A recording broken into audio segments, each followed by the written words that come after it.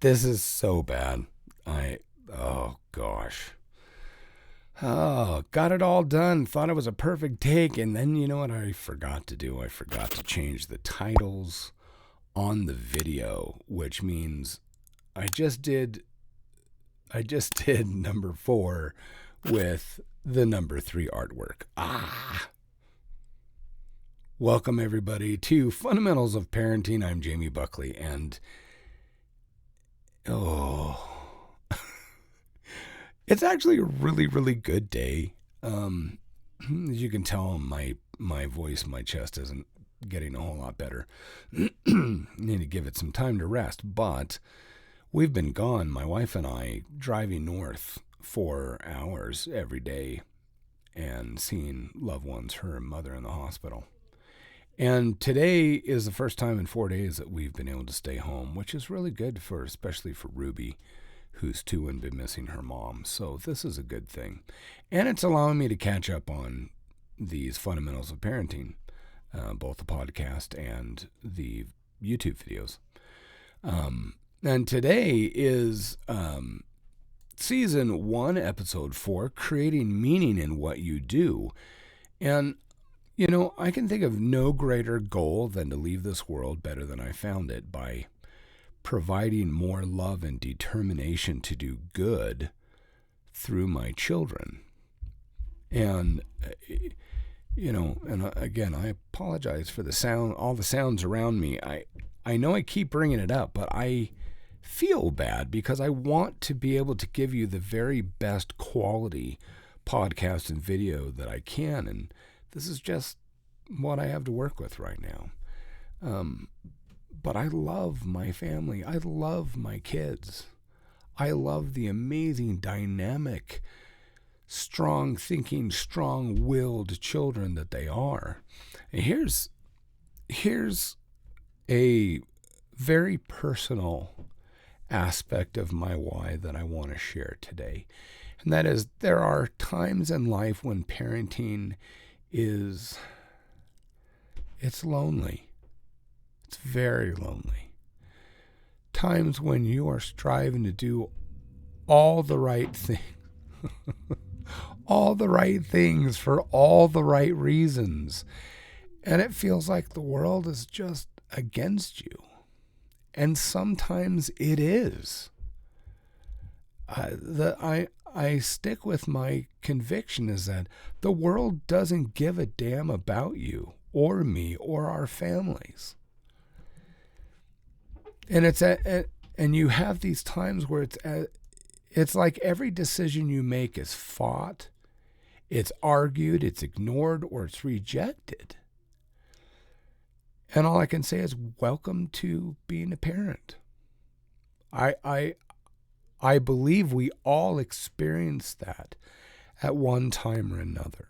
And so I think today's episode is particularly important for some of us. I know it is for me. Being a parent is it's a long-term battle. It's a long game. But I promise you it's worth it. It is worth it. You might not see it right now, but it's worth it. Now, what if I told you there was a way to have purpose behind everything you do? That clarifying your why enabled you to know that even the smallest actions that you take matter, even if no one ever sees or acknowledges what you do. Now I got a story for you. You know, one of the things in my own why as a parent was to be the kind of father my married children would appreciate. That might seem weird because, you know, our kids grow up and they get married, they move away. But I wanted to teach them and impart my values in such a way that it would hopefully make their adult life and being a parent themselves easier.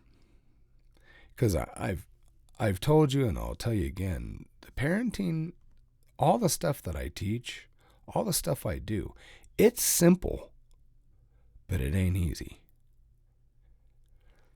I wanted to make things easier for my children, to instill that in them. And here's something I want you, and I personally need you, the listener, to understand something about this show and everything that you're ever going to read or listen to from me, whether it's a book or a podcast or a YouTube video. I want you to listen to me right now. I am not better than you. I do not believe it. It is not true. I'm not better than you. And like any family and any other parent, I've had just as many struggles and challenges with my own children as you have. I might have a larger capacity than some, not all. I might have a larger comprehension level than some, but there's others who have greater than I. And the thing is, that's why I'm doing these things, is to reach out. And if you don't get it, maybe I can explain some things in a way that you will. And when you've got it, you've got it. It's yours. My children are wonderful people. They are. They're wonderful people. But we didn't always see eye to eye. You know, what a shocker, right?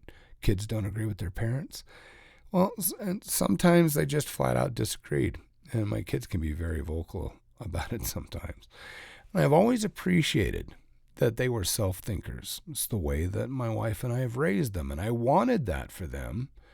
Of course, after I've left the room to cool down, of course. But this also honed my wife and I, our ability to communicate with our teens and learning the skills of navigating the perspectives that they insisted were the truth. That's a whole big category in and of itself.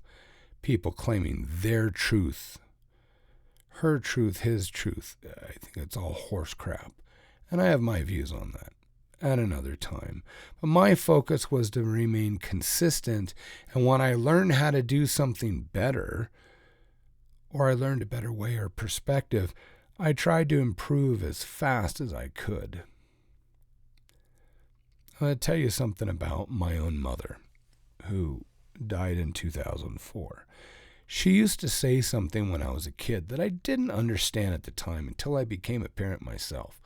And I always thought this was something that my mother said as a cop-out. And I was wrong. Any of my brothers and sisters who listen to this, if you thought the same, you were wrong. I was wrong. Mom was right when she said, I reserve the right to change my answer according to the new information that I'm given. As an adult, that just makes sense now. All you can do is make a judgment or do things according to what you know or what you think you know until you learn something else. It's the same thing with our kids. And that's when my why kicked in. I decided before my kids had been born that I was going to be the best father I knew how to be, despite the views of my family, despite the views of my friends, and despite the views of those around me. I knew I wasn't perfect. And I know I'm still not perfect. I knew that I would make both mistakes and wrong choices, meaning I know A and B, and I choose the wrong thing. But my resolve was to focus on being in a state of improvement for both myself and my family. And that's what was most important. Because it didn't matter if anyone noticed my efforts, even though I hoped someone would eventually see what I was trying to do. It was doing this because it was the right thing to do, not because I get a pat on the back. Now, forward the story a handful of years later, and I get a phone call from one of my daughters. completely out of the blue. And she says, Dad, I just wanted to tell you that I love you. And I said, I love you back. And she said, and I'm sorry. And I was a bit confused. Sorry, why would you be sorry? And there was a soft sigh on the other end of the phone call, and she says, because I just didn't understand why you did some of the things you did when I was younger. Oh, I know I got upset at times and even complained. I was wrong. She then proceeded to explain some challenges that she'd been having with my grandchild. In the midst of dealing with a similar problem I face with her, something had clicked inside her. Karma, I love you. I get it now, my daughter said softly. And I wanted to say thank you for being you and for not giving up on me.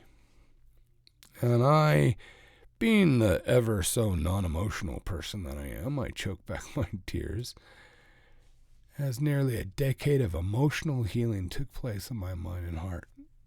Just like that. Things I believed in so deeply, but ended up questioning at times due to being alone in my stance.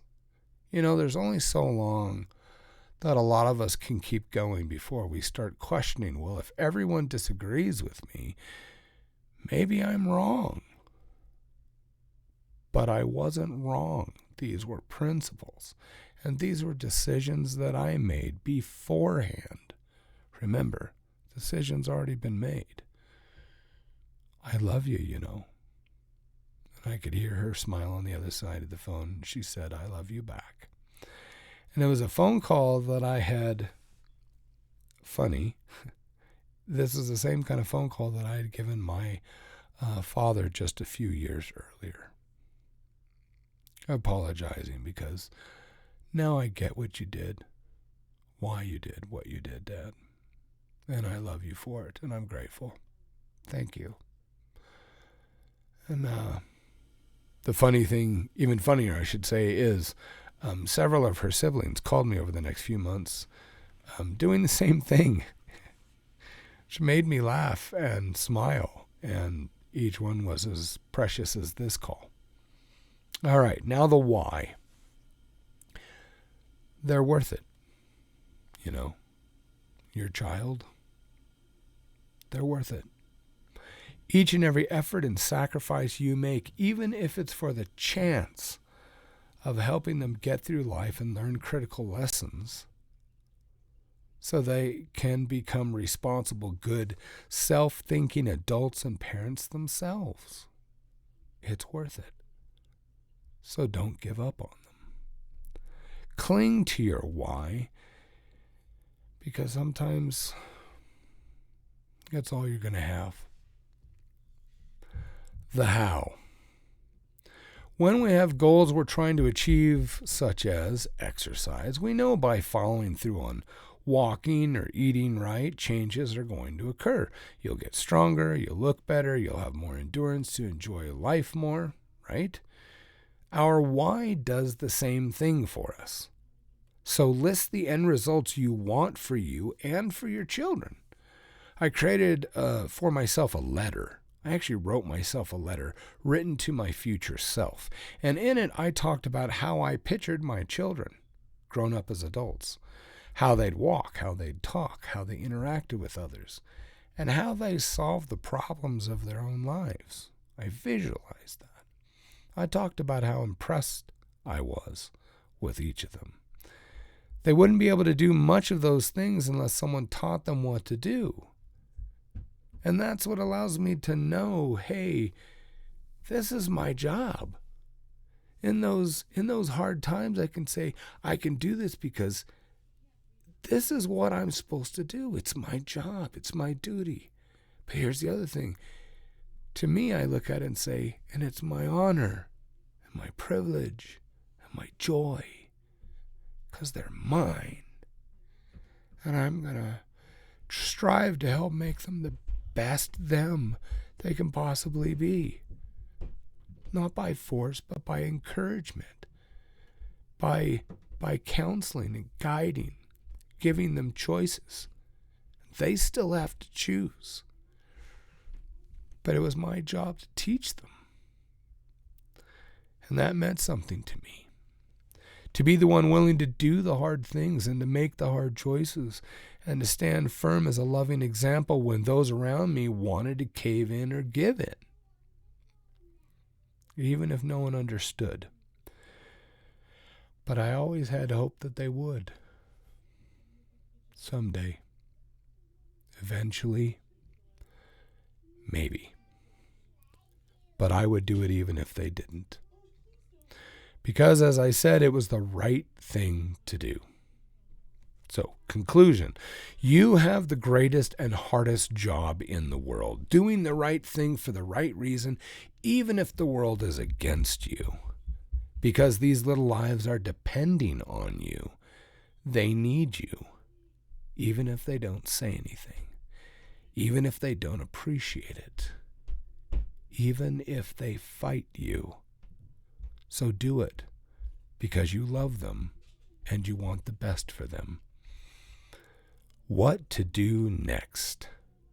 Now that you know your why can create meaning for you, something you can hold on to when you're facing times alone, craft that knowledge for yourself. Give yourself another tool. And take some time and ponder what you hope to help your children to become. This is a fun thing to do. Take the time and enjoy this process. Focus on what matters most. Their character, their values, and how they will be able to live their lives more fully because of what you teach them. This is an amazing thing. Enjoy it. Remember, not through force, but by instruction and invitation. Always through love. You've got this. I believe in you. That's why I'm doing this for you. So I hope you enjoyed today's Fundamentals of Parenting. And remember, think about 2 to 3 people who could use this information, who could use this encouragement, and reach out to them. Tell them about our podcast, tell them about these videos, and tell them about our blog. And I'll see you next time.